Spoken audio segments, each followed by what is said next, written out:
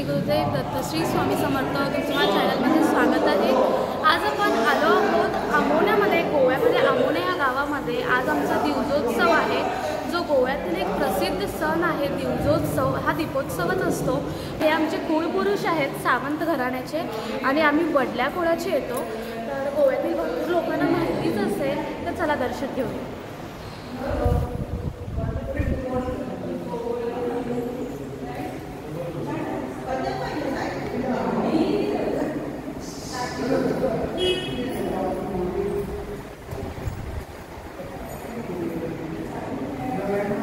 तर इथे कुळपुरुषाच्या इथे आपल्याला आपले दिवजा जे आहेत ते आपल्याला इथे प्रज्वलित करायचे आहेत। प्रत्येक सुवात्री आपला दिवजा घेऊन येते आणि ती इथं प्रज्वलित करून मग इथून पुढे आपल्याला जायचं आहे।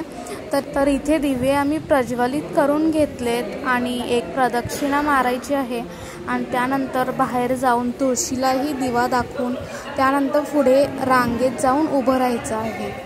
मी गेल्या वर्षीचाही दिवजोत्सवाचा ब्लॉग बनवला होता, तुम्ही जर तो पाहिला नसेल तर बघून घ्या, त्याची लिंक मी डिस्क्रिप्शन बॉक्समध्ये देईन। तर दिवजोत्सव हा खूपच प्रसिद्ध असा गोव्यामधील एक सण आहे। हा अगदी महाराष्ट्रभर देखील दीपोत्सव म्हणून साजरा केला जातो, पण महाराष्ट्रामधला दिवजोत्सव बघितला म्हणजेच दीपोत्सव आणि इथला जर बघितला तर खूप फरक आहे। तर इकडे माझी प्रदक्षिणा पूर्ण झाली आहे। आता आपण बाहेर जाऊन रांगेत उभे राहणार आहोत।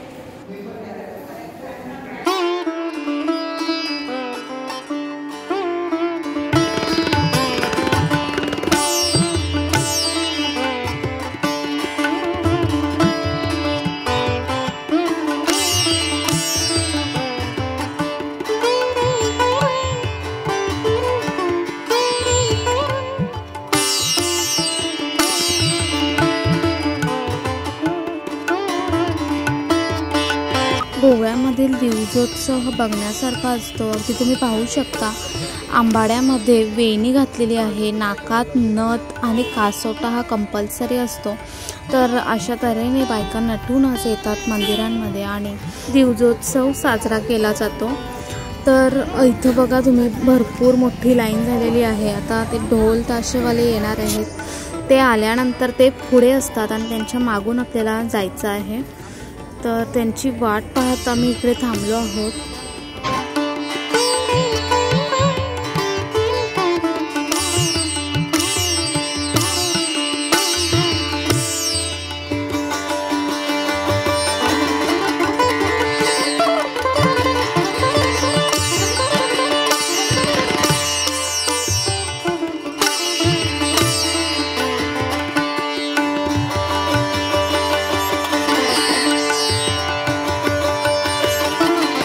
चालत पुढे आले आणि मला पहिलाच नंबर मिळाला। तर आम्ही सुरुवातीलाच थांबलो आहोत।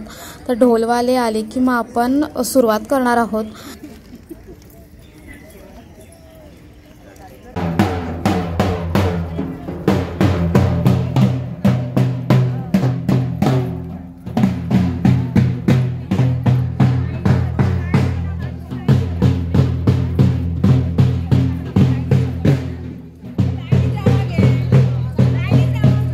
दिवजाबद्दल थोडक्यात माहिती सांगते।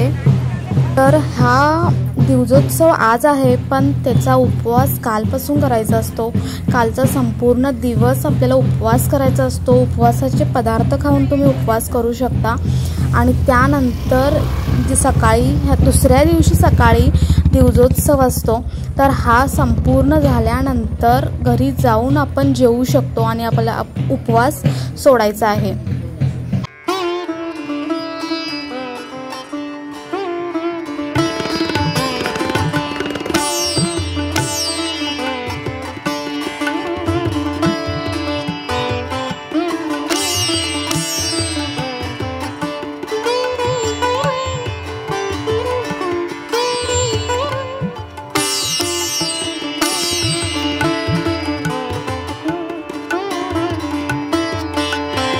अगदी तुम्ही पाहू शकता किती मोठी रांग आहे आमच्या सावंत घराण्याची।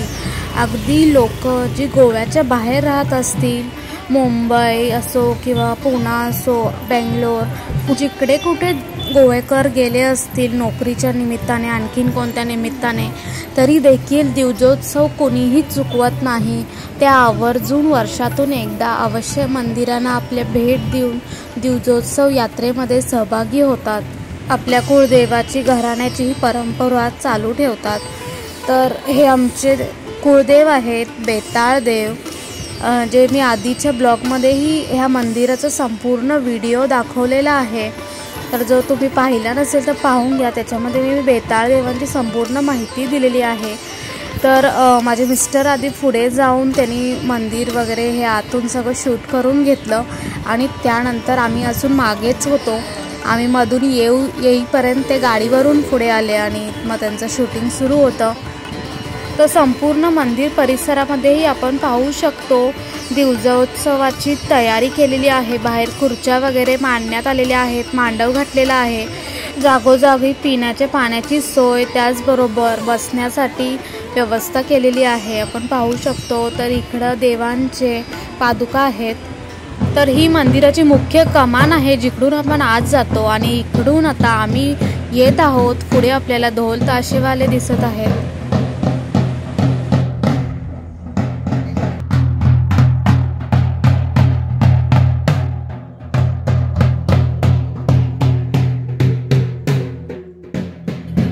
रस्त्यातून येत असताना एका साईडहून एक लाईनमध्ये आम्ही सगळे येत असतो, पण आधेमध्ये जर गाड्या आल्या, गाई वगैरे आल्या तर लाईन ब्रेक होते. कोणी स्लो चालणारं असतं तर ते मागे राहतं. तर अशा तऱ्हेने नाहीतर तुम्ही पाहू शकता एका लाईनमध्ये सगळे व्यवस्थित येत असतात. कुणाची घाई गडबड नसते, काही नाही, कारण प्रत्येकाचं दर्शन होणारच आहे. त्यामुळे एका लाईनीमध्ये हे दिवजोत्सव पार पाडला जातो, जेणेकरून रस्त्यामध्येही येणाऱ्या जाणाऱ्यांची गैरसोय होत नाही. आणि अगदी आपण पाहू शकतो कालच्या उपवासामुळे थकवा आलेला असतो, आणखी त्यात आपल्याला हे सगळं नटून थटून बायका अगदी व्यवस्थित येतात दिवजासाठी. तर तुम्ही डोक्यातही वेणी देखील पाहू शकता. इतक्या वेगवेगळ्या प्रकाराची वेणी आपल्याला प्रत्येकीच्या डोक्यामध्ये पाहायला मिळतात, अगदी वेगवेगळ्या फुलांची. आणि त्यानंतर वेगवेगळ्या रंगीबेरंगी साड्या, दागदागिने पण आपण वेगवेगळ्या प्रकारचे पाहतोच, पण नथामध्ये देखील इतक्या प्रकार हल्ली आलेले आहेत की आपल्याला या दिवजोत्सवामध्ये वेगवेगळ्या भरपूर प्रकारच्या नथी मला दिसल्या.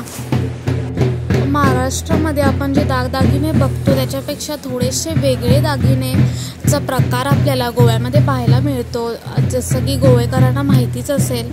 आणि असं नाही की संपूर्ण रस्ता प्लेनच असतो, काही ठिकाणी चढ उतार देखील असतात, काही ठिकाणी रस्ता खडबडीत असतो, खड्डे असतात, त्याच्यामध्ये लहान दगडं असतात, ती टोचत आणि त्यात उन्हाचे पायाला चटके बसत. अगदी ज्यांना जमतच नाही ते सॉक्स देखील घालतात.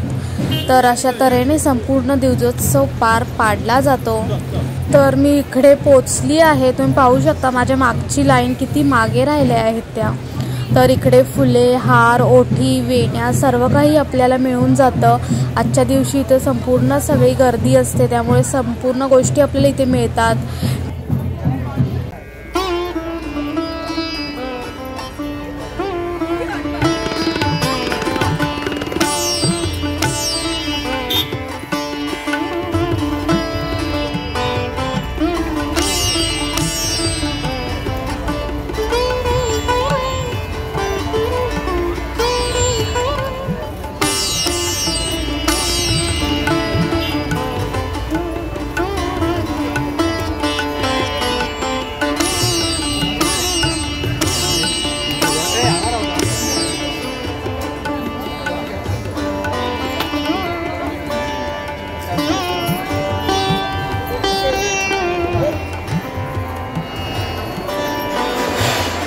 तर आता आम्ही बेताळ देवाच्या देवळातून आपण आलो आहोत सातेरी शांतादुर्गा मातेच्या देवळामध्ये. तर इथं जे तुम्ही पाहत आहात ते कपल्स, ते आहेत नवीन लग्न झालेली जोडपी. त्यांनी पहिल्यांदा जेव्हा दिवजा करतात लग्नानंतर पहिल्यांदा, तेव्हा ते दोघं जोडीने करतात. आणि ह्या वेळेला नवरा पहिल्यांदा दिवजा हातात घेतो आणि त्यानंतर मग कायम सुवासिनी स्त्री जी असते ती दिवजा घेते. तर अशा तऱ्हेने हे नवीन संसाराची सुरुवात दिवजोत्सवामध्ये गाठवणाने सुरुवात होते. तर गाठवण म्हणजे ते एक प्रकारचं जसं आपण सप्तपदी घेतो त्यावेळेला दोघांचे उपवस्त्र जे असतात त्यांची गाठ मारली जाते आणि मग सप्तपदी फेरे घेतले जातात. अगदी तसंच दोघेही जोडीनंच गाठवण करून घेऊन बाहेर मंदिराच्या बाहेर त्यानंतर आत यायचं आहे. त्यानंतर सर्वात प्रथम या गाठवणवाल्यांना सोडलं जातं आणि त्यानंतर मग आत जाऊन काही पूजाविधी असतात त्यांच्या परंपरेनुसार त्या पूर्ण केल्या जातात आणि मग नंतर सगळ्या बायकांना एक एक करून मंदिरामध्ये सोडलं जातं.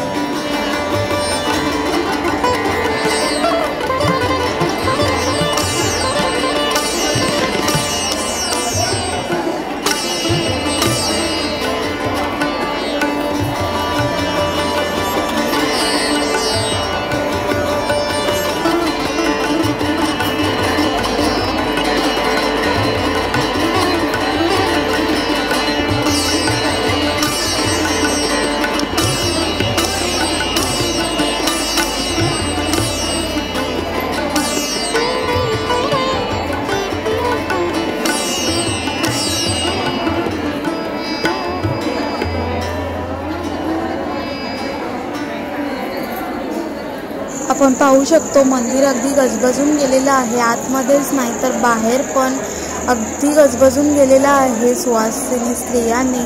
आणि जसं जसं लाईन संपत बाहेर जातील बायका तशा आणखी आत येतील. तर इथं आहे श्री सातेरी शांतादुर्गा माता. ह्या मंदिराचा देखील ब्लॉग मी आधी बनवलेला आहे, डिटेलमध्ये त्याची माहिती दिलेली आहे. आणि श्री शांतादुर्गा मातेची संपूर्ण कथा असलेला एक व्हिडिओ मी बनवलेला आहे. जसं की मी त्या व्हिडिओमध्ये डिटेलमध्ये सांगितलेलं आहे, पण इथं थोडक्यात सांगते. ह्या देवीचा वास असतो वारुळामध्ये. तर इथे देखील तुम्ही पाहू शकता मागच्या बाजूला आपल्याला लहान वारुळ दिसत आहे. शांतादुर्गा मातेची कथा जाणून घेण्यासाठी माझ्या चॅनलला सबस्क्राईब करा आणि माझ्या चॅनलवर जाऊन व्हिडिओमध्ये तुम्ही पाहू शकता. तिथं तुम्हाला संपूर्ण माहिती मिळून जाईल.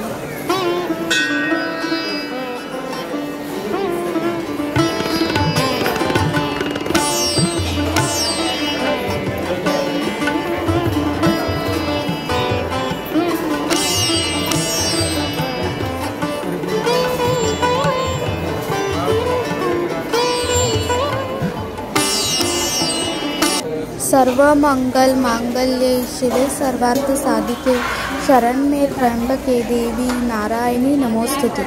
आई शांतादुर्गा विजयते. कायम देवी आईने माझ्याकडून ही सेवा करून घ्यावी, माझ्याकडून ही सेवा घडावी, हीच आईच्या चरणी प्रार्थना. श्री शांतादुर्गा माता की जय.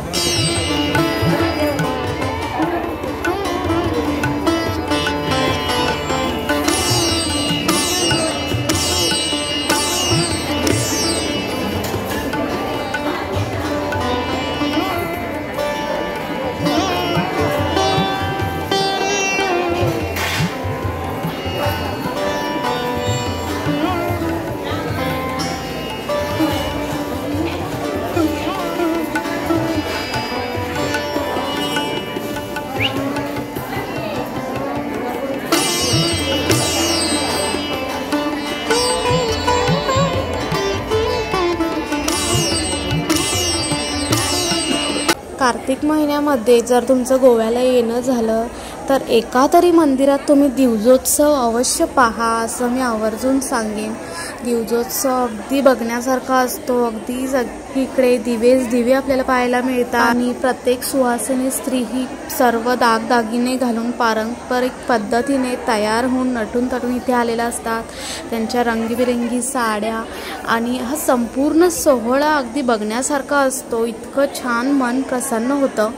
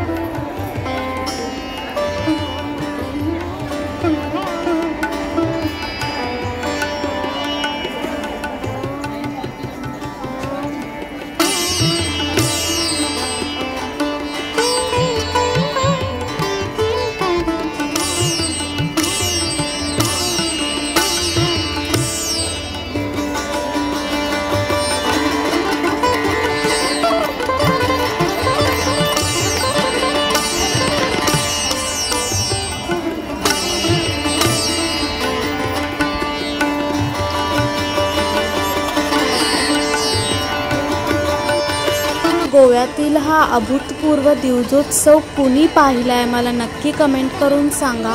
व्हिडिओ कसा वाटला, आमचा दीपोत्सव कसा वाटला मला नक्की कमेंट करून सांगा। भेटूया पुढच्या व्हिडिओमध्ये, तोपर्यंत सर्वांनी काळजी घ्या। गोव्यातील दिवजोत्सव आवडला असेल तर व्हिडिओला जास्तीत जास्त लोकांपर्यंत शेअर करा, जेणेकरून त्यांनाही याची माहिती घेता येईल। श्री स्वामी समर्थ। श्री शांतादुर्गा विजयते।